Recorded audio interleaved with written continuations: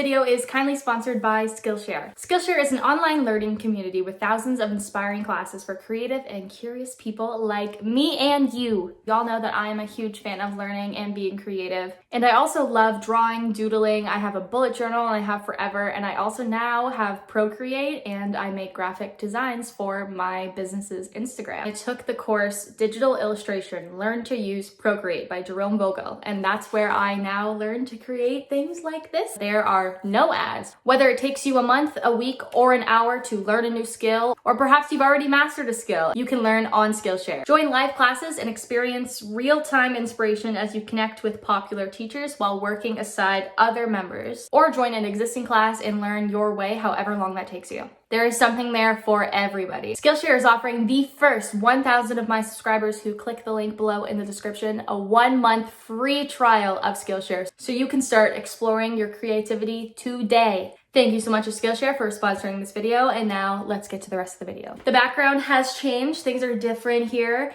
I just turned 21. Yeah, there wasn't much about it on social media because your girl has been busy and things have been happening, and I got to see real life human beings for once. Today, we're going to talk about 10 autism traits from childhood that you should be aware of. It's important that we all know autistic traits to look for in children to help people like me who are autistic and weren't diagnosed until they were 15 get diagnosed sooner and can get help and accommodation sooner. Before we get started, make sure that you subscribe down below, thanks. And also, if you do not know me, my name is Paige Layle. You may know me from TikTok. You can follow my TikTok at Paige Layle, and while you're at it, you can follow my Instagram with the same name. Okay, let's get started. Trait number 1 that you should be watching for is being very, very strict in routines. This includes having meltdowns or getting really anxious or freaked out or frustrated or angry when routines change. We're out of small spoons? How am I supposed to drink my coffee? Just use a big spoon. No, I can't use a big spoon to drink my coffee. Are you nuts? I'll just wash the spoons. Making sure that everybody else also stays within routine. No, it is 10:48. That means that we actually have 2 minutes before we have to leave. So, which can lead to being a little overbearing or controlling. Having routines really heavily affect their life, but they are always, always, always consciously thinking about these routines and making sure that they follow them. I know that I eat these on Wednesday, and I know that it's Wednesday today, but I really don't want to eat this today, but I'm going to anyway because today is Wednesday and this is what I eat on Wednesdays. Autistic trait number 2, unusual routines. This is routines that don't really make much sense to anybody else other than the individual. Hello, Cleopatra, you are so beautiful today. Hello, Terrence, you are so beautiful today. Oh my God, there's babies. Oh, I gotta start over. Hello, Cleopatra, you are so beautiful today. Hello, Terrence, you are so beautiful. You will probably find too that if they cannot achieve or do this routine, that they will get frustrated or angry or very stressed. 1, 2, 3, 4, 5, 6, 7, 8, 9, 10, 11, 12, 13. 13 stairs. That is a weird amount of stairs. That does not feel good. Okay. 1, nope, wrong foot. 1, 2, 3, 4. This can look like OCD sometimes, whereas the child or person thinks that if they do not complete this routine in the right way, in the way that they're supposed to, that something bad is going to happen. Who drank the last of the milk? That milk was supposed to last us 3 days. We should not be changing the milk until tomorrow, and now I have to change the milk. I guess I'm not drinking milk today because I'm changing it tomorrow. Or sometimes it just straight up doesn't feel good, doesn't feel right when you don't do the routine.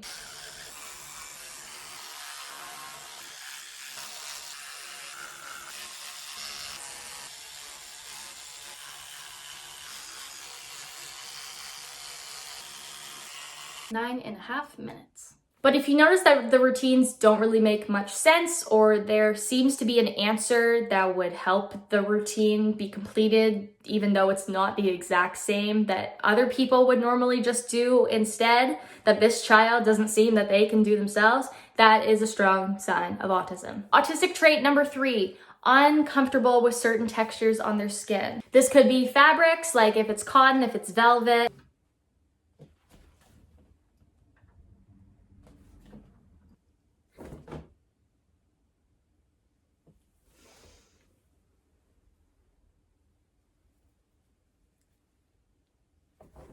This could be irregularities in the clothing. This tag is disgusting and it's coming off because it feels like 1,000 knives stabbing into my freaking slide. Or it doesn't even have to be clothing. Sometimes it can be just daily activities or things that they have to touch. Oh no, I don't like swimming, thanks. Being wet is the worst feeling in the world and I would like to not be wet right now. Thank you.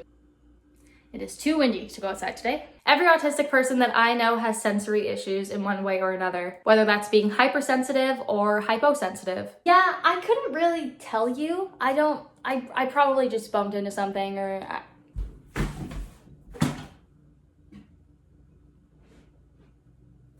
Autistic trait number 4, having very deep connections with inanimate objects. Sometimes this can look like a deep connection to stuffed animals, almost like they have feelings. Give him to me. Jerry does not like to be touched like that. He likes to be held like this. It's okay, Jerry, I got you. Sometimes this can be kind of a normal thing, but autistic children will have deeper connections with inanimate objects. Hey, I'm gonna throw out this toothbrush head. It's too old. You've had it for a few months, so you need a new one, okay? I don't care. He's gonna be mad at me if we throw him in the carpet. And a lot of times they don't really make that much sense. Sorry, I'm coming. I just needed to grab my emotional support water bottle before we went out. We often will personify inanimate objects. No, I'm not going to mismatch socks. This one has a partner. She's just missing. And we are going to find her, or else they will be sad that they have been broken up forever and I just replaced her like that with some other pair that's a different color. And things like strict and unusual routines will fall into these inanimate objects as well. Autistic trait number 5, having intense interests in certain subjects. Usually this can look like 1 or 2 subjects that the kid may just know every single thing to do with the subject. And we're talking an unusual amount, especially for their age. Your back hurts so much, it could be signs of a kidney infection. It's not that big of a deal. Do you have chronic UTIs? When was the last time that you urinated? Yeah, but which muscle? No, quadriceps. There's 4 muscles there, so you can't just say the thigh. There are 4 different muscles in the front, or if you're talking about your hamstring, and which one, your rectus femoris, attached to your patella, your kneecap. What's your blood type? Oh, positive. Okay, basic. Oh, it's just the most common blood type in the world, but... And it's not because anyone forced them to either, they just love this thing and want to know everything. And this can sometimes tie into autistic trait number 6, which is not knowing when to stop talking, or also talking even if other people aren't interested. I was watching a serial killer documentary and this one was actually about Richard Ramirez, and I didn't tell you about Richard Ramirez. So Richard Ramirez was one of they called the Night Stalker. He didn't have a profile, he didn't have a victim profile, and that's what made him so hard to catch because he literally went after everyone. He went after children, old people, and then sometimes he stole things from people's homes and other times he didn't, and that's what makes him so freaking terrifying. This ties into not really understanding social cues very well, so oftentimes children with autism will info dump about their special interests. You know he was a Pisces? Actually, most serial killers are Virgos, Pisces, Geminis, and Sagittarii. Ted Bundy was a Sagittarius, which I feel like makes sense. And they may continue to talk even though no one else is really that interested because they don't understand social cues and don't know that people aren't interested, or they may just keep talking anyway because they're really interested in it and they want to keep talking about it. Have you heard of Chris Watts? You didn't watch a Chris Watts documentary? Okay, so Chris Watts was a guy who was married to... Info dumping about special interests is a common way for autistic people to try to connect with people. This is something that we know a lot about. It is a lot of facts. Our brains are very fact-based. Here are facts, and I hope that you like them. So sometimes things like emotions, especially with other humans, because other humans have emotions, can be a really hard thing to connect with, but we can connect with facts, right? No one can disagree with facts. Everyone should benefit from knowing more things. Autistic trait number 7, not being good with change. This can kind of tie into the strict routines thing, but here we're talking about anything that changes. You moved the couch around. Was the previous way that the couch was placed not good enough for you? I wish I could explain why this happened better, but all I know is that change feels awful. There are so many variables and there's so many things that you haven't thought of that now you have to automatically think of on the spot, but you weren't ready to think about that thing. You had 80 other things to think about. And usually that's something you don't have to think about because it's never happened before, because now it's changing. Why are the clothes so wet? They were put in the dryer. No, there was a shirt in there that I really wanted to wear today, and I purposely planned it so it would be dry by this time so I could put the shirt on so I could wear it today. But if the dryer didn't... If the dryer didn't do its job as a dryer to dry clothes, what are we supposed to do if dryers cannot do the thing that they are named after? Being bad with change was one of the big reasons why I was diagnosed with autism. Autistic trait number 8, having a very strict morality. Black and white thinking, right versus wrong, things are one way or another, and one thing is really good or really bad. No, communism's better than capitalism. I'm not discussing this with you. If you don't care about facts, then that's your own problem. A lot of autistic children have trouble with a gray area. We see things in black and white often. Things are very fact-based. And then he singled me out in front of the entire class, and I no longer like him. It's hard learning and understanding that some things are not black and white, and that includes people. He is not a good person. You are not a good person if you make fun of other people. He is not a good person because he made fun of me. That is bad. That is a bad person. I don't want to be around him at all. I don't want to be around bad people. When we have a moral code, we stick to it. Yes, I did do that. Why would I lie to you? Lying is bad. Yes, I did do that. No, I know that it's bad, and you probably wouldn't be able to tell if I did lie to you, but lying is bad. I would not lie to you. I did do that thing. And this goes into autistic trait number 9, which is bluntness. A lot of the times we're not very good with small talk. We're not very good with the social niceties that a lot of society likes to use. That idea doesn't make any sense whatsoever. It's not backed up by any facts whatsoever. And I am not going to do it because it doesn't make any sense. If things are a fact, why are you offended by fact? Fact is fact. I don't know what else to tell you. So I would be careful if you ask an autistic person a question that you do not necessarily want the answer to, because you'll get the factual answer. Okay, what do you think? Do you think that this makes me look fat?